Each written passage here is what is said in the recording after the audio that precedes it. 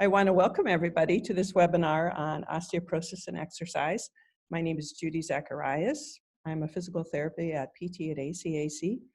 I've been a therapist for 43 years and have been in the Charlottesville area for the last 26. First, I want to just thank some of my colleagues that helped with this webinar. I couldn't have been able to do it without them, so thanks.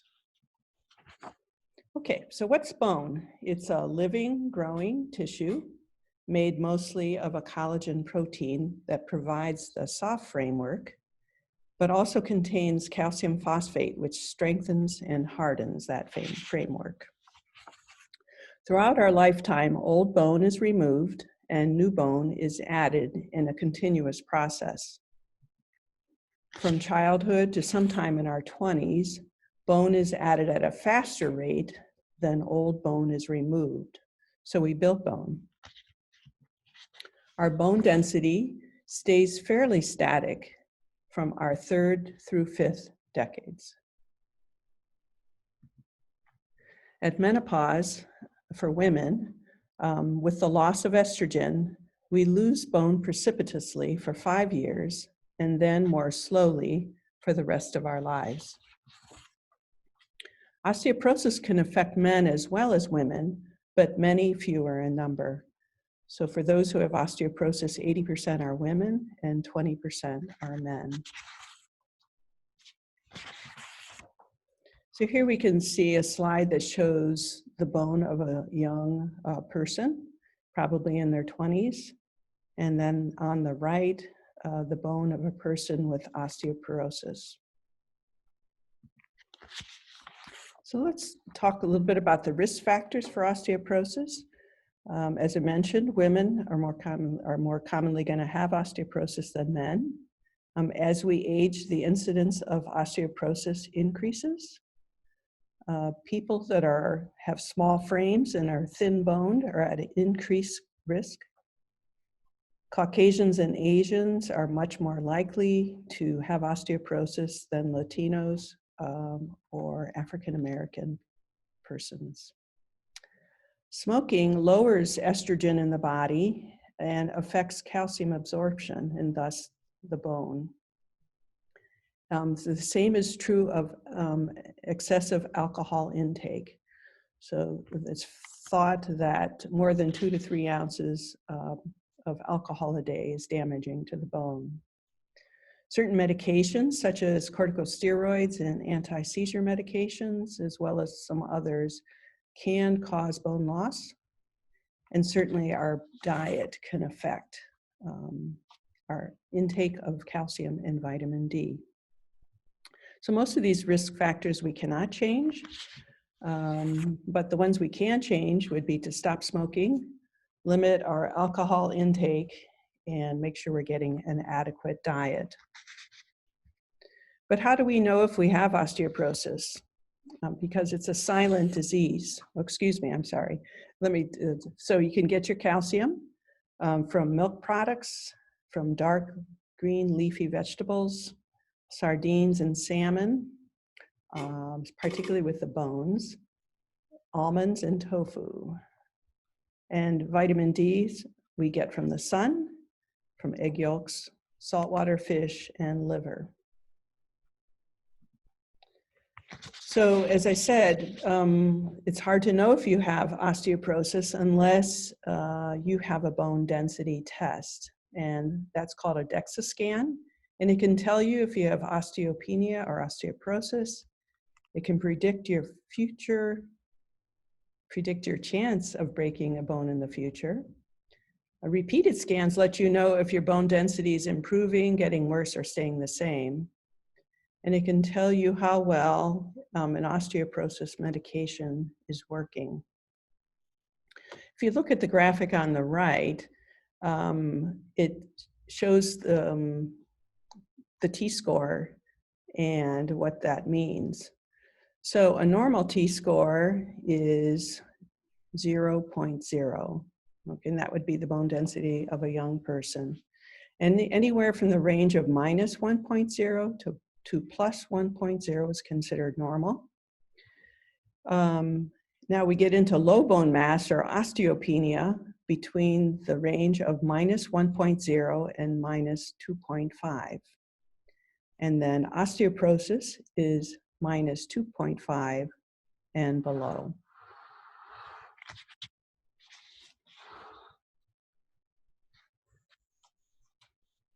The DEXA scan is a great tool, but it's been determined that the T-score alone is not the best predictor of who is going to suffer a fracture. Some people with high T-scores don't fracture, and others with lower T-scores do fracture. So the FRAX has been developed. It is the Fracture Risk Assessment Tool. The tool was developed to evaluate a patient's 10-year probability of a hip fracture or other major osteoporotic fracture. Okay, the FRAX tool is available online. So I just pulled up the FRAX tool and I filled out information on myself. What you need to fill out the FRAX tool is the results of your DEXA scan. So if you haven't had a DEXA scan, this tool you won't be able to use, but otherwise you can. So if you have, you just get your DEXA scan score. So here you can see I filled out my age, that I was female, my weight and height. And then you answer the questions. Have you had a previous fracture? Did one of my parents have a fracture? Do I smoke? Have I taken glucocorticoids? Do I have rheumatoid arthritis? Do I have a secondary osteoporosis? That would be secondary to some type of drug that I had to take or other illness. Do I drink more than 3 units of alcohol a day? And then I put in from my DEXA scan my T-score. So mine, I don't remember it exactly, but I know it's 2.5 or below. And then I just calculated, and here are the results. I have a 12% chance of having a major osteoporotic fracture in the next 10 years, and a 2.6% chance of having a hip fracture. Now, below this, you can see it says if you have a TBS value, click here. I did not have my that value handy, so, but what the TBS is a measure of bone texture, which correlates to the bone microarchitecture. A high TBS value means the microarchitecture of the bone is dense, well-connected, with little space between the trabeculi, and that's what we see here with the young normal. Conversely, a low TBS value means that the microarchitecture of the bone is incomplete and poorly connected with wide spaces between the trabeculi. So to summarize a little bit what I've spoken about so far, we know that we build bone mass in childhood and young adulthood. And this is what physical activity helps us to do. It helps us to maintain bone mass through our 5th decade.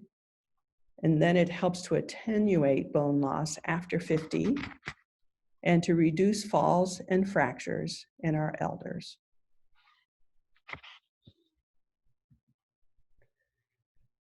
Now I'd like to talk a little bit about some of the research that has been done on the effect of exercise on bone. Mechanical loading of bone affects not only the bone mineral density, which is called the bone mass, but also the geometric markers of bone strength, or the bone structure. Bone fragility, or that likelihood for fracture, is a consequence of both material and structural abnormalities of the skeleton. Wolff's law says that a bone grows or remodels in response to the forces or demands placed on it. We probably don't realize it, But even the force of gravity has a positive stress on our bone. Astronauts lose an average 1 to 2% of their bone mineral density every month that they're in outer space.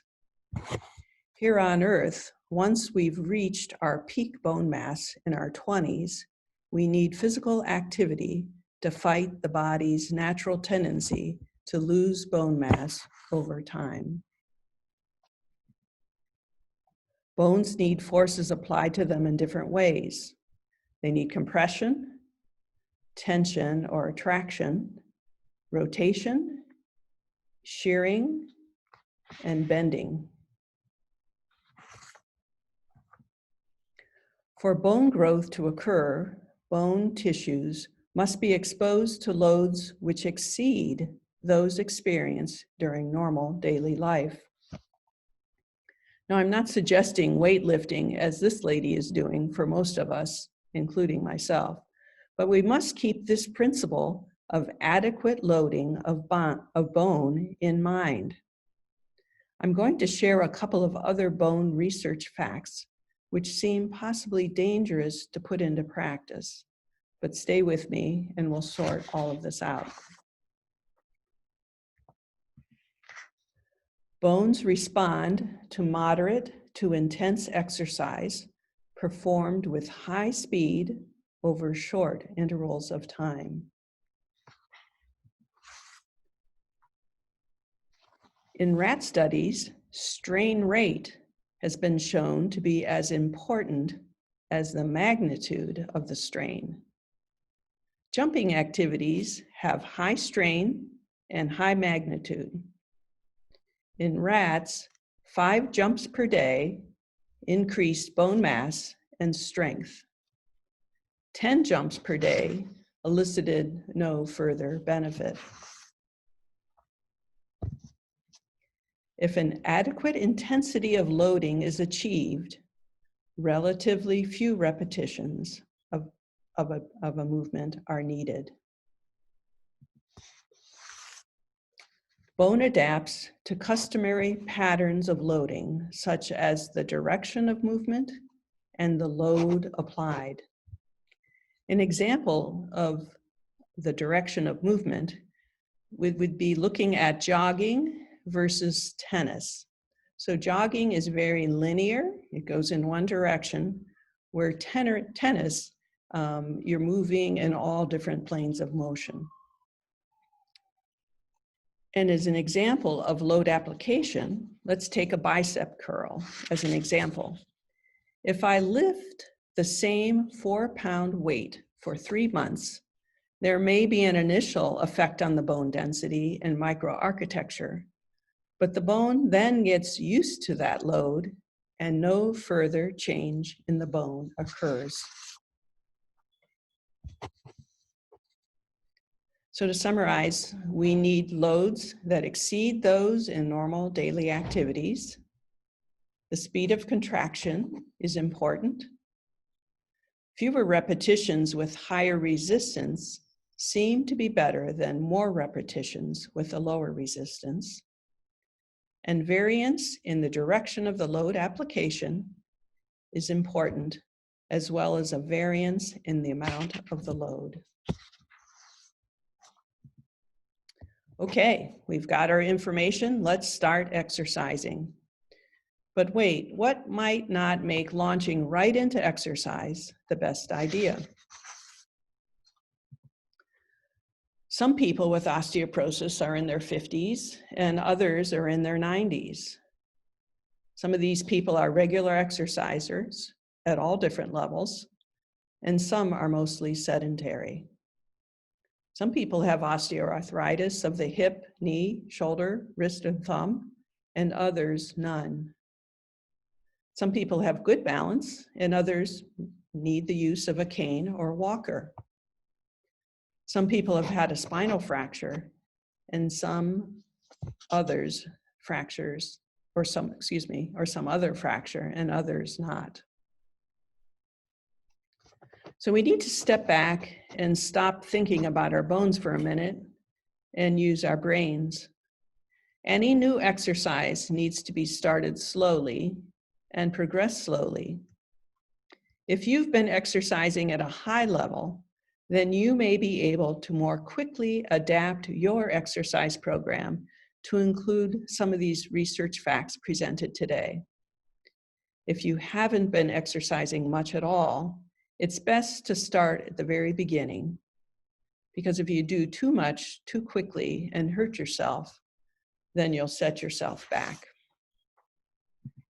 So I will give you suggestions for exercise, but rely on your intelligence, knowledge of your health history, and your own tendency or not to be overzealous when starting a new activity to decide what exercise is right for you.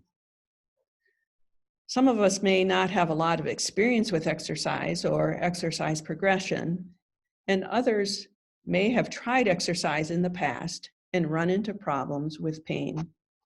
And this is where a physical therapist can be a help to you, providing you guidance that you may need to be successful with an appropriate and safe exercise program for your bone health and your general health.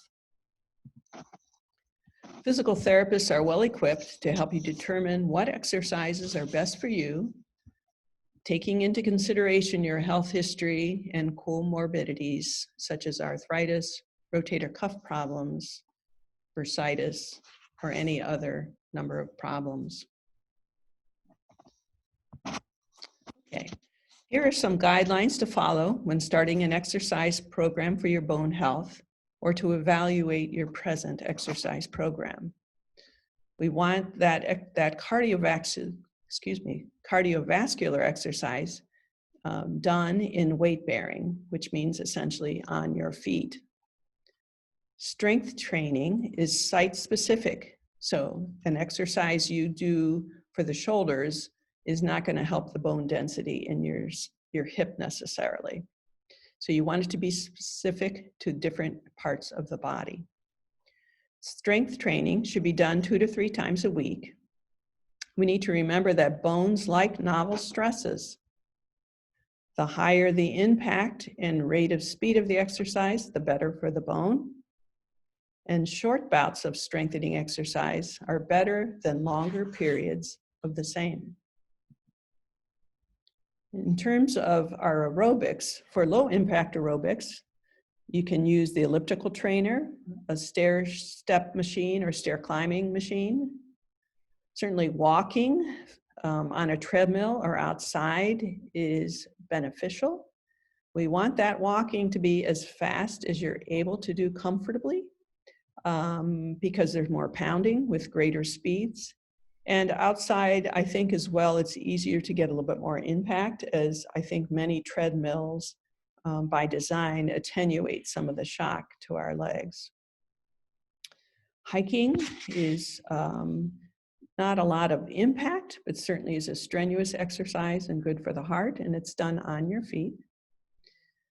Yoga, I have not seen any research studies that spoke specifically to the benefits of yoga, but I think some of the weight-bearing positions of weight that are used, such as having weight on your arms and certainly on the legs as well, but the holds, it does require you to use a good bit of strength. And again, like I said, I like some of the weight-bearing. Tai Chi, there's not going to be much impact at all, but it is great for balance. So you can consider adding yoga or Tai Chi just as a way to put some variety into your exercise program, in addition to some other exercise activities that would have more impact involved. I often get asked about swimming or bicycling. Obviously not a lot of impact on the bone on either of these, but sometimes people cannot perform weight-bearing activities due to health problems that they have. In these cases, or just for enjoyment, these are fine choices for cardiovascular exercise. Just keep in mind when you're able to, try to add some impact if possible. In terms of high impact aerobic exercise, dancing is a great choice. There's all kinds of dance, but what's particularly good about a dance besides the impact is the variety of the movement that it requires. We're moving, turning, and all these, this is good for the body. The bones in particular, like this variety of movement. There are high impact aerobic classes that you can take or do on your own. Jogging and running, obviously a good bit of impact is involved. It is a very linear movement, but still very good in terms of weight bearing and impact. Jumping rope is something probably some of us have not considered for many years, but a good choice. And tennis is excellent. There's a lot of starting and stopping in tennis, which is going to have some good effect on the bone, as well as change of direction. One thing to consider possibly if you're trying to add a little bit of impact to your aerobic exercise program is to think about a run-walk program, or excuse me, I should say a walk-run program. So where you would run for 5 minutes and then maybe, I'm sorry, I think I said that wrong, where you would walk for 5 minutes and then maybe run for 30 seconds at a time. And then you can slowly increase that running or just keep it the same. So a little bit of running is going to have a positive effect. And if you're limited in that, that's okay. A little bit is better than none at all.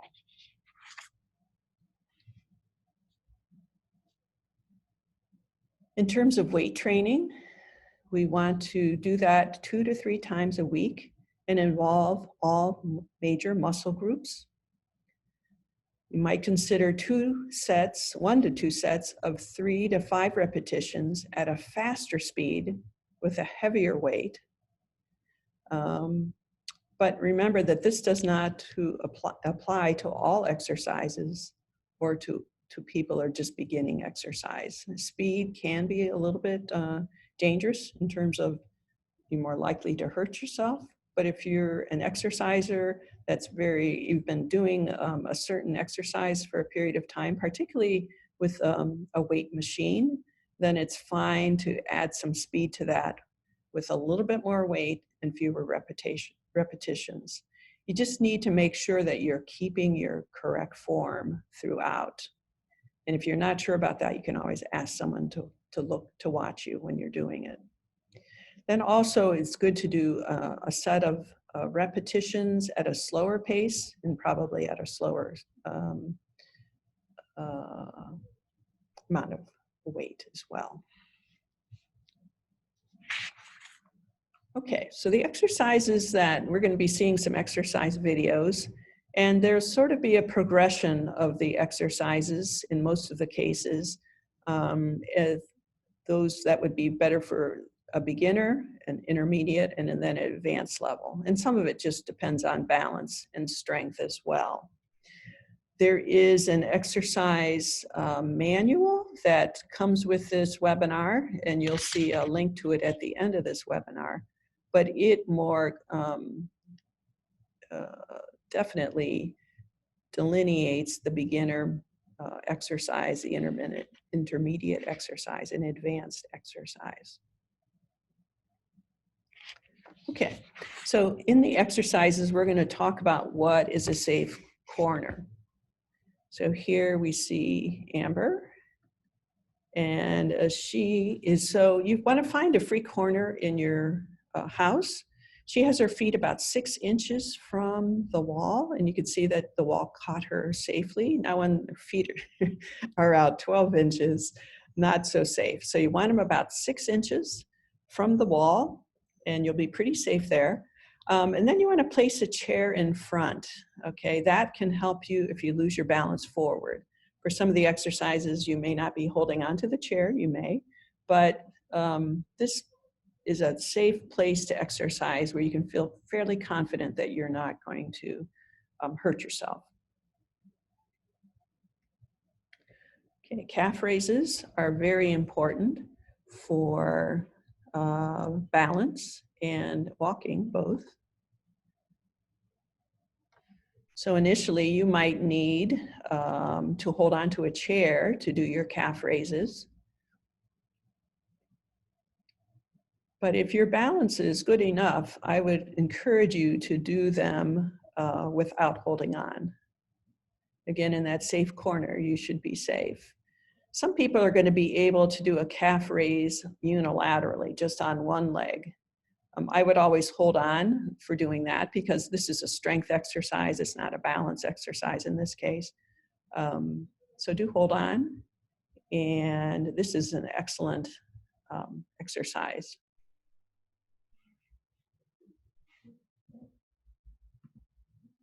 Okay, heel drops. So what you'd be doing with this is going up on your toes and then dropping down and really letting the shock of the drop go through your body. And you can see the reverberation through her body. So if at all possible, try not to hold on once you get up there. Yeah, she's doing that. So she uses the chair to get up on her toes, but then relaxes, excuse me, takes her hands off and then just drops onto her heels.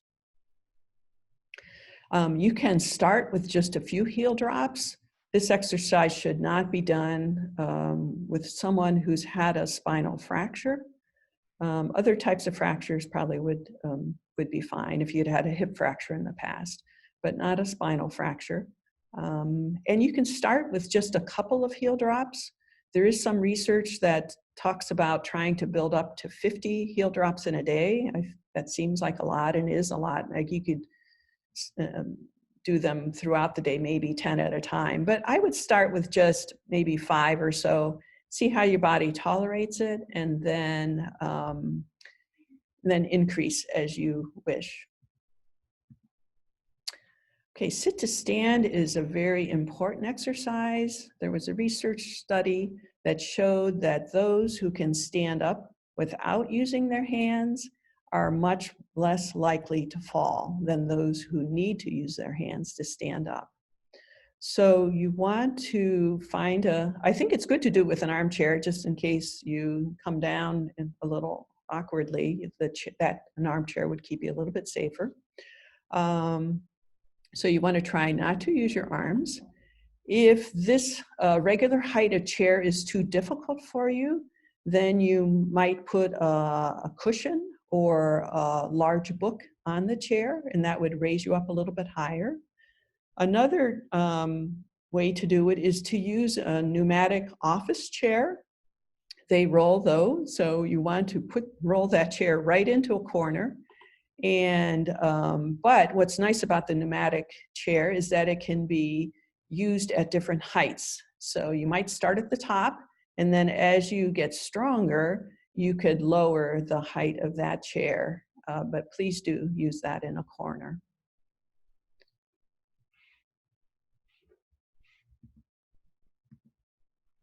Okay, balancing on one foot. Again, Amber's in that safe corner. We're first going to show you foot placement. Some people are really not able to balance on one foot, so what she's going to show you first is either the half or 3/4 tandem position, and then the tandem position, and then finally to do, so here she is sort of in 3/4 tandem, and see where that safe corner is catching her if she lost her balance. Now this is the tandem position with one foot directly in front of the other. But you would do this, we would just move the chair out of the way so you could see what she was doing with her feet. But there, you want that chair for extra safety if you need it. And so this is a great way to work on balance. And you want to do it with either foot or each foot in the back position. Okay. And again, she's going to the tandem position. And then letting go of the chair and balancing. Now, you might do this numerous times. If you have to take a step, then please take a step to regain your balance or grab the chair. But you might work on this for a total of 2 or 3 minutes. Now she's moving on to the single leg stance. And again, you'd want to work on this for 2 or 3 minutes. And also do this on both legs.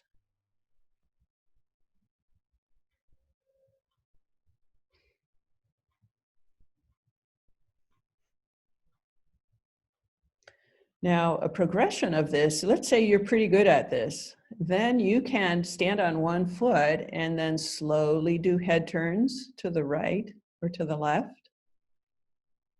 I think she's starting to do this now. Yeah. That will definitely challenge your balance. She's pretty good at it, which is great. You can also look up and down. And this could be done also in that tandem position, okay? So the same things, you don't have to only be able to stand on one foot. So in that tandem position, you can be doing these head turns. And one that she doesn't show, I don't think, is closing her eyes. But any of those are possibilities to make the exercise more difficult. Oh, we did add just another thing just to throw your balance off. You could play catch with yourself using a ball. And you can see that it just throws your balance off a little bit. Okay, step-ups are great. You can do this if you happen to have a step at home, but more likely on the bottom step of a flight of stairs you might have in your house. And the railing is important. To start with, I would definitely use the railing. And then as you gain confidence, you can do it without holding on. She's going to let go of the railing here totally in a minute, but I would encourage you instead to let your hand hover over the railing so that you could grab it quickly if need be. You'll also notice that she led first with one leg. So she's going right, left, and then now left, right, left, right. But please be confident of your balance. So just be careful. Use that. It never hurts to have your hand hovering near a railing.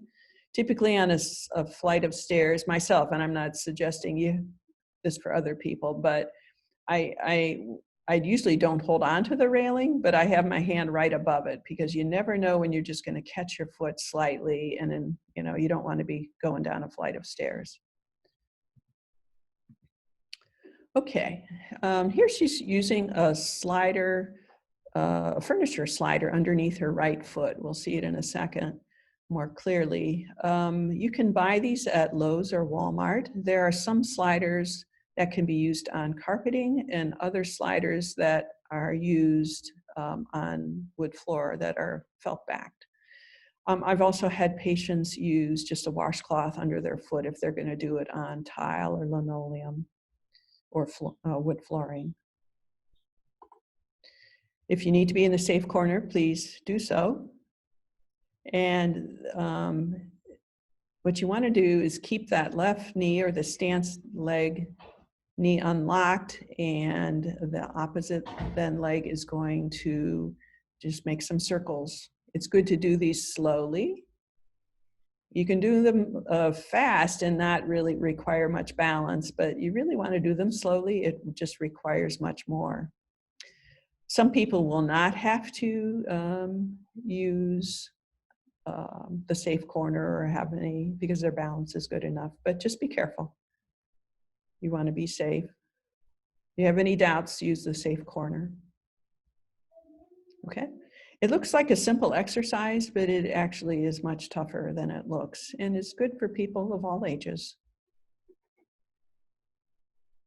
And you can see here she's doing both legs.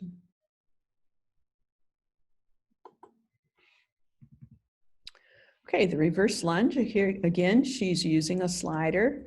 You definitely want to have something to hold on to.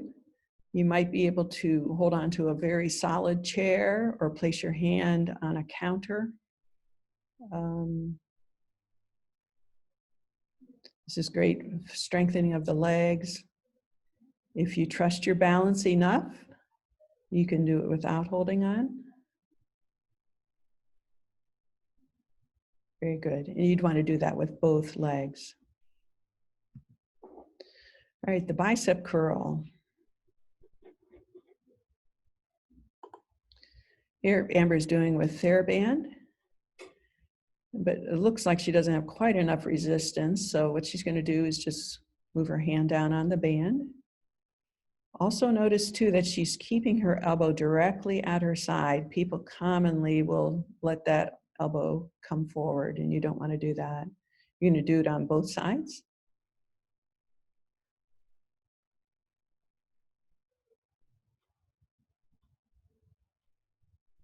Again, she's getting a little bit more resistance. There are different colors of TheraBand, and they usually indicate different resistance levels.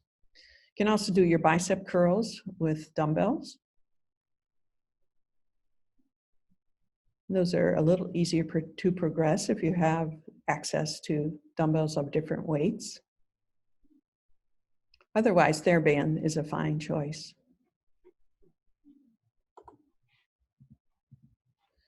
Here's the T exercise. This is great for putting some positive stresses through the upper back. Initially, she had the resistance too tight, so you have to make sure that you can go through the full range of motion.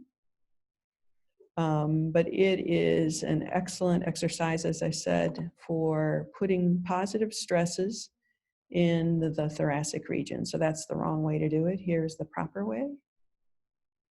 And the thoracic region is a common area where compression fractures can occur. The W exercise is another exercise for the thoracic region. This is also great for posture. Good. And you just want to make sure you have enough resistance, but not too much. Okay, the armchair push-up. This is a great exercise. You'll want to find an armchair in the house, hopefully. You want to make sure that the angle of your arms isn't too great. She doesn't look too bad here. You have to go by how it feels more than anything. If it feels awkward, then you want to get a pillow or a book to sit on because that will put you in a little bit better position. So here she's in a little better position, okay? But for whatever reason, I'm taking the pillow away. Okay, so she's gonna begin the exercise. What I like this exercise for is it puts some really good weight bearing through the wrist, the elbow, and the shoulder. There's good compression of the bones there. By moving her feet out, she is making the exercise more difficult. Notice too that when she goes up, her body's going straight up in the air. Well, if you're doing it incorrectly, your pelvis is going forward. I mean, it has to go forward a little bit, but mostly you're thinking straight up. And now she's with her feet out quite a distance. Okay.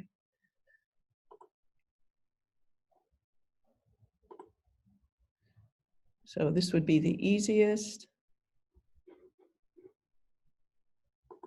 A little bit tougher.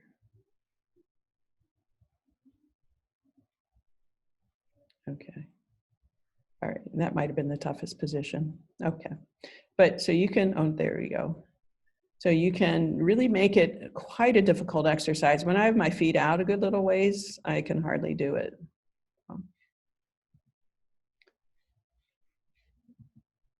Okay, countertop push-ups. These are great. Everybody's got a countertop at home. The closer you have your feet to the counter, the easier it is. Again, we're going to get some compressive forces through the wrist, elbow, and shoulder. It also is a good core exercise. You will definitely feel your abdominals working. You want to try to keep as straight a line as you can.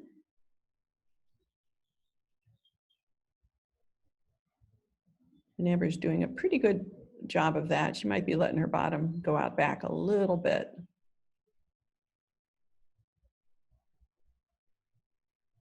And again, the further you move the feet out here, she's probably lined up the best. Good. But the further your feet are out, the more difficult the exercise. Okay, hip abduction.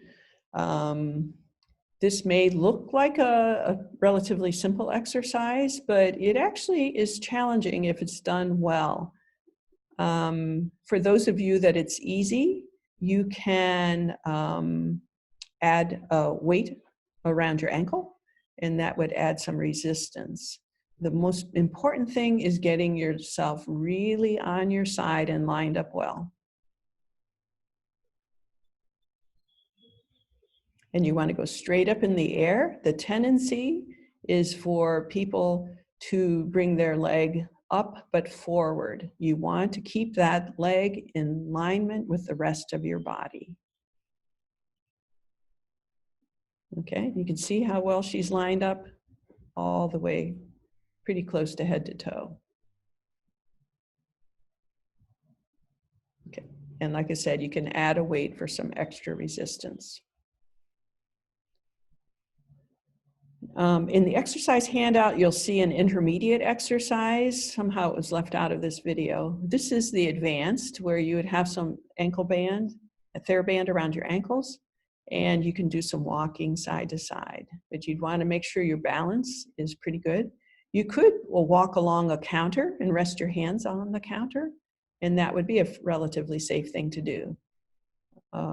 And you'll see in the exercise manual the intermediate position as well. Okay, bridging.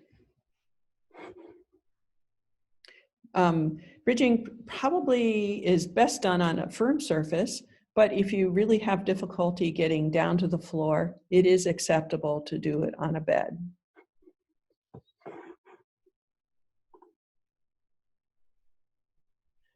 And we'll notice a change in the arm position here. So this is the easiest. Quite typically, I have people hold this exercise for 5 seconds. And here Amber's changed her arm position. This makes it a little bit more difficult. Now she doesn't have her entire arm to use, and now yet she has none of her arm to assist with the exercise. Okay. Okay, a progression of exercise for those who have greater strength is this, where you go up into the bridge, you hold it, and then kick a leg out. Your job is to keep your pelvis as immobile as possible. Okay, now she's doing it with the progression of the arms, a little bit more difficult. You want to keep that pelvis as still as possible. And now she's going to take her arms away.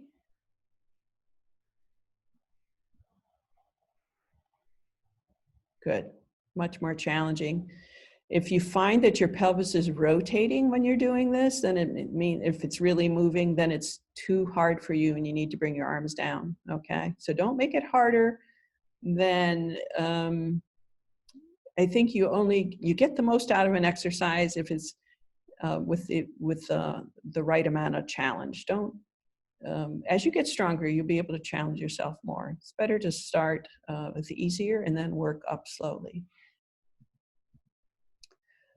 Okay, arm and leg extension on all fours. So again, you can do this on your bed. I would encourage you just to climb straight onto the bed so that you have some of the bed to your right and some of the bed to your left in case you did lose your balance. If you're able to get on the floor, certainly a good way of doing it. So she's moving one extremity at a time. That may be challenging enough for some people. And that's fine. You're still getting some nice positive forces on your spine, as well as some weight bearing here and here. Now she's using one arm in the opposite leg. Does require a little bit of balance and strength, but it's good. And so you can do it a number of times with one arm and leg, and then switch to the opposite arm and leg. If your balance is even a little better than that, then you can alternate from side to side. Some people will place a yardstick or a dowel of some sort across their back. Your goal is not to let that fall off, okay? So your goal is to keep your spine and pelvis pretty immobile. Okay, prone planks. This is a great core exercise, but at the same time, we're getting some nice weight bearing through the elbow and shoulder. So Amber is going to raise this portion of her body from knees to elbows. She's holding it just for a few seconds, but what you'll want to do is slowly increase that time that you can hold it up to 30 seconds possibly, or even a minute. You want to try to keep your body in alignment. The first one, she might have taken her bottom up a little bit too high, but you want to be a straight line through here if possible. So if someone can watch you, that can sometimes be a help. Here she's doing a much better job. You can see that nice straight line. Doing it from the toes is more difficult. And again, try to slowly increase the amount of time that you can hold that position.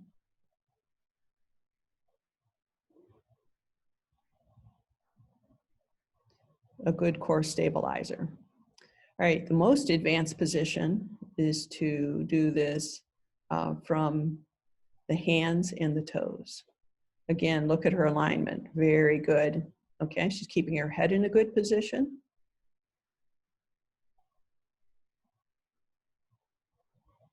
Excellent, very good form there.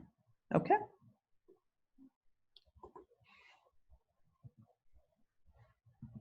Now we have side planks.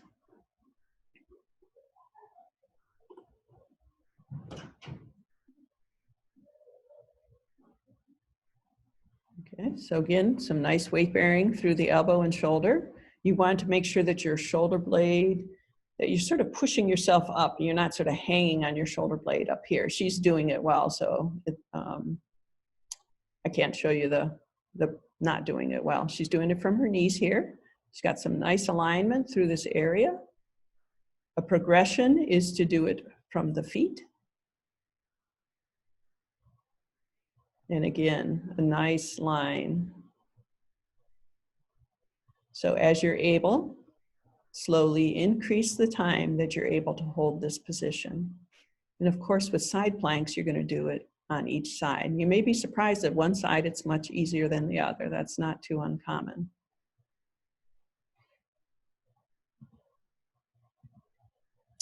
Okay, back extension. This exercise is very important for the spine. It puts some really good stresses on the spine. It can be a help even for people who've had compression fractures, not immediately, of course, but down the road a bit. So this is the start position. It does help to have a couple of pillows underneath the tummy and the towel roll here. You don't have to have them, but I do think it makes the exercise much easier. Okay, so the easiest position or the beginner position is with the arms at your side, and you're going to lift your trunk and your head. Notice that she's keeping her head in alignment with her trunk. And now she's going on to the intermediate position with the arms out to the side. So more of the weight is up this way, making it harder. And the most difficult position, which actually can be quite difficult, is with both arms up overhead. So you progress to that if you're able to. If it seems too difficult, then that's what it is. Don't worry about it. In the exercise handout, it'll suggest the number of repetitions for each of these. If you find a set of 10 too difficult to start with, you start with 3 or 5. There are no rules with exercise. You just start where you can, and some is always better than none, and then slowly progress. Okay, jumping jacks. We want this for some positive stresses on our bones. And for a lot of us, we think, well, I can't really do jumping. It's too much for me. But sometimes just doing something like this, what we're calling jacks at a bar or at a counter, can be something that's doable for most of us. So she's holding on and just doing a little bit of jumping. And that can be done slowly. So you might just jump out, hold that position, jump back in, hold that position, and do it slowly. So you don't have to do it quickly. You may not have, probably don't have a bar at home, but you can just place your hands on a counter or a very strong object that wouldn't tip over. Okay. Jumping jacks, another fine choice for those whose balance is better. And there's, even though jumping jacks do put some pounding, we do land mostly on our toes. And so there's a little bit attenuation of the shock. So I think of this as sort of an intermediate type, less so than jumping down from a box, which we'll see in a minute. Okay, so you might consider that to add to your program. Okay, so here we have jumping down from a step. This would be done from the bottom step of a staircase, or some other, you know, from a curb possibly if your balance was good enough. Do hold on if that seems to be appropriate for you. And you can do that safely if the railing extends down far enough. And I would start with a low surface if possible. Of course, if you're doing it with your staircase at home, you're probably stuck with at least 6 inches, but you might be able to find something that you could jump from. And then you could increase the height of the surface. This is probably about the height of a curb. What I've done on some of my walks recently is to, when I get over near a school where there's a sidewalk, I'll jump up the sidewalk and jump down maybe 5 times.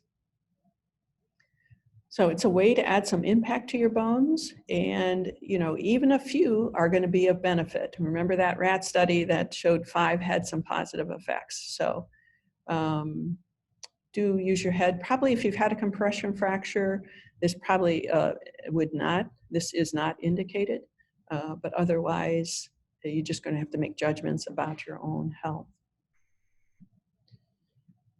Okay, the 747. With this exercise, the name comes from an airplane. Here, Amber's looking like an airplane.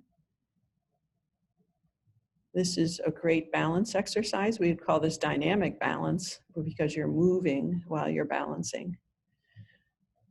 You can see how long you could hold the position, a few seconds starting and then maybe building up slowly. In the exercise handout, there is an interim or a more intermediate exercise that's a little easier than this, and you will see that when you take a look at the manual. Okay, here she's showing us from a different angle.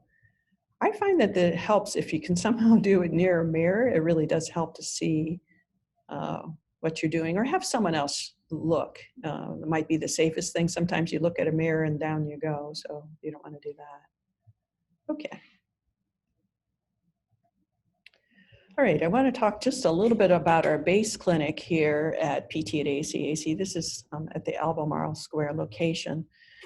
I love the base clinic. I think it's great for people who have osteoporosis. I use this program. I do the exercises. I do it for my spine because I have a little bit of a back problem. I do it for my bones, for their bone health, and I do it for my balance, and it combines all of these. Now, you're going to see just 2 exercises, but there are probably, oh my gosh, more than 20 for sure, of different movements that you can make. What I like about it specifically is not that it uses different planes of motion. That won't be evident. It'll be evident in one of the exercises that you see. This clinic can be accessed through physical therapy, referral from your doctor. They also then have classes that you can, once you've finished with physical therapy, that you can take as many times a week as you want to. And some of these exercises can be mimicked to a certain degree at the gym. And here you can see, well, not in this one, excuse me. So here she's working on some balance as well as some strengthening and also some core stability all at once. If I can get it to play again, whoops, excuse me. The first one is, here we see that changing the plane of motion with resistance throughout. I find that it puts a lot of positive stresses through my trunk. I can feel it in my rib cage. You get both compression, you can get traction with some of these. And of course, as I said, it's really great for balance. Okay, what I haven't mentioned at all is the use of weight machines. I did this purposefully because for most of us, if not all of us right now, gyms are not available. But when they are, the use of weight machines is excellent. It can be quite good. Particularly for the arms and some for the legs as well. I think functional exercises like sit to stand and those lunges, I think are better for the legs in terms of real life. But in terms of arms and the trunk, I think weight machines are an awesome choice.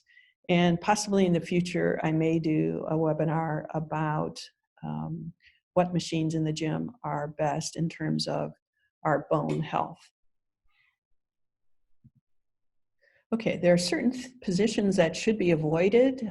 There has been some research that looked at flexion type exercises, such as sit-ups, but realizing that we bend forward all the time.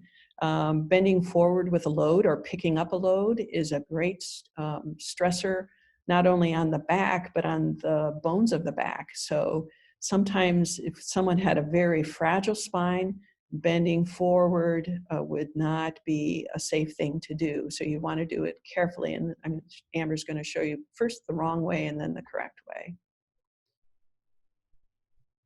Okay, so that's the wrong way to pick something up. Okay, a lot of bending through the back. Now she's going to show trying to hinge at the hips. You'll see her keep her back straighter as she goes forward. The next is loaded flexion. How often do we pick something up that way? Definitely the improper way. And now she's going to show you the proper way. Hip hinging. Good. This is very important for anyone who's had a spinal fracture. You are really at risk for another. Okay, some people in yoga have asked me if they can do things like this or even roll up onto their spine, but I think not a good idea if you have osteoporosis. And then finally, sit-ups are not indicated with people with osteoporosis. You can work on core strength by just doing a partial curl-up, which is much safer for the spine, at the same time really using those abdominals. And there are so many other core exercises that can be done that I don't think we really need to feel bad about not being able to do sit-ups. Okay, so I guess just the take-home message is to try to change up your exercise program. There has been some research that has indicated that possibly exercising at a more intense level for a period of a few weeks and then sort of backing off in terms of resistance for a week is possibly not a bad thing to consider. So that's one choice you have. The other thing is just to have a good bit of variety in your exercise program. And this is where Tai Chi and yoga, maybe a little bit of tennis, dancing, the more things you can add to the more traditional elliptical, walking, running, the better it is. So it's just a good thing to consider. And as I say here, your bones will thank you for that. Okay, before we finish, I just want to talk a little bit about fall prevention. 1 in 4 Americans over the age of 65 will fall each year. And obviously, if you fall and you have low bone density, you're at risk for a fracture. Falls are the leading cause of fatal injury.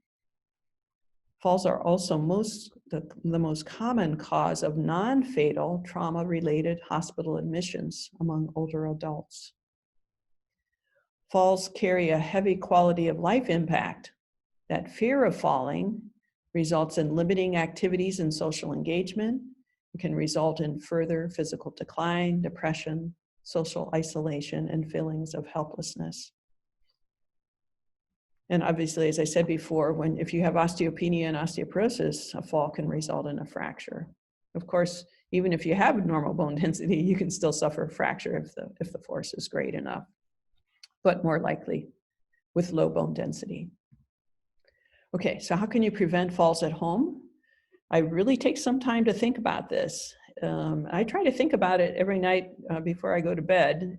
I want to make sure my path to the bathroom is clear. I don't want a piece of clothing to trip me up or any other thing.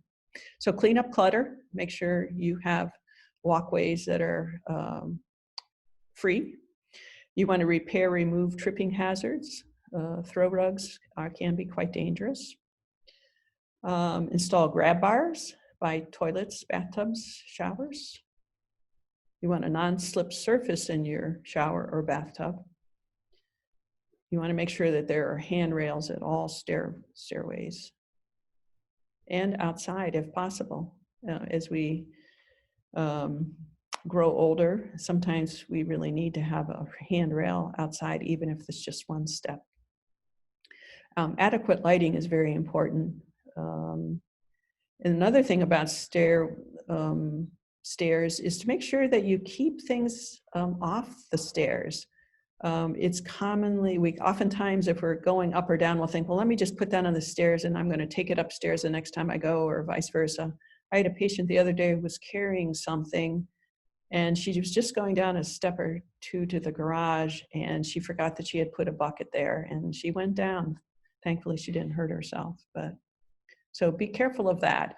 The other thing I would say is, which I think I talk about on the next slide, is watch how much you are carrying when you are navigating stairs, okay? Sometimes we will try to load as many bags of groceries in our arms before we go up some steps, or anything else, large objects that you have a hard time seeing around. So just stairs are very, very dangerous at all ages. Okay, you want to wear shoes or socks with gripper soles. Shoes need to have a heel strap or the heel enclosed. I know that I've, at least have said I haven't thrown them away yet, but I've sworn off my flip-flops because in recent years, I've almost killed myself a couple times. So be very careful of those type of shoes. As I said, limit how much you carry in your arms. Another thing is just to slow down. After you stand up, just pause for a few seconds. This is particularly important for us as we enter our older years. Sometimes we can have a little dizziness. I think a lot of times, or if you've been down for a long time, I know at night when I just sit on the edge of the bed for a second, I just want to make sure I have my wits about me before I stand up and head to the bathroom. If you happen to have any tendency to lose your balance backwards, be cautious when you're reaching up onto a high shelf in a cupboard or a closet, because there can be that tendency in those positions in particular to fall backwards. Okay, all right, if you would like to access that exercise manual that comes with this webinar, please, you can put this, you can use this address. And then if you have any questions for me, I'm happy to answer them at any time. Just make it an obvious kind of thing in the subject line. Sometimes I can ignore certain things. I don't try to, but put something like, Judy, I have a question about osteoporosis, or whatever it might be, but make it a flashy subject line if you would. Okay, well, it has been my pleasure to be with you, and I am so glad that you took the time to listen to this webinar, and I hope it's been of some help to you. And as I said, I'm happy to answer any questions that you might have.